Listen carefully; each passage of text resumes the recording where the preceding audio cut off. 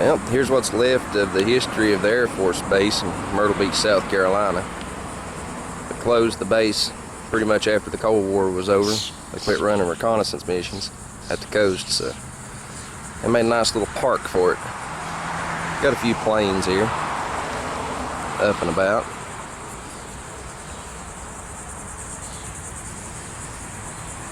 A little bit to see for you.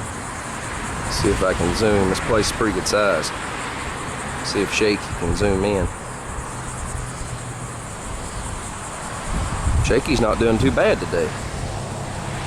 He's doing pretty well. Oops, Law's here. Nah, maybe not. I ain't 100% sure what this is. Let's see what this is. I'm sure this is like a memorial wall, but not 100% sure. Walk over here and see.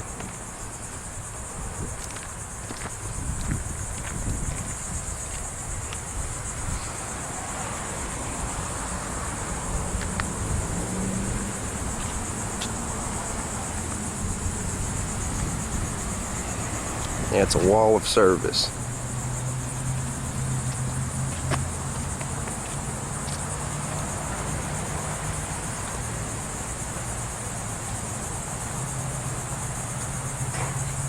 A lot of people that served.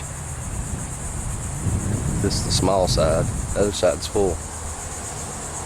Completely full. From one end to the other.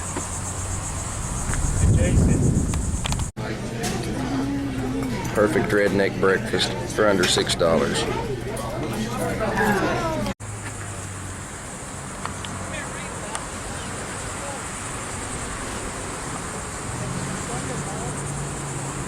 Where are we at here? Here you go. I need one of those in my car. Ejection seat. Yep, sure do. As you can tell, they're not quite functioning anymore. It's fake engines and stuff, but the plane itself is real. You know, they can't put the completely real deal out on display like this because they don't want to give away some of this stuff. But some of it's pretty common to aircraft, so details they'll show, but as you can see, it's all unfunctional. It ain't even all connected. It's intentional.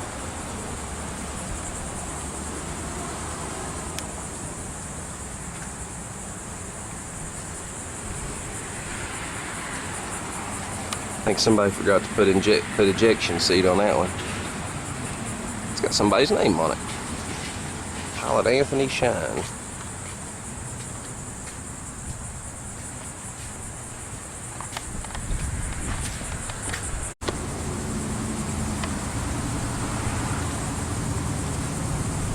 Pause that and read it if you want to.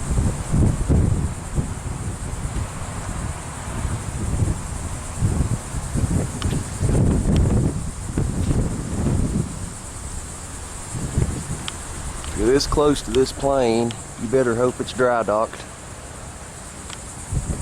because otherwise you're in trouble. I'll tell you that much. It's just a huge thing. Remember when I was a kid, these things used to fly over the beach all the time. They used to take them off. Actually, there's part of the airfield over there.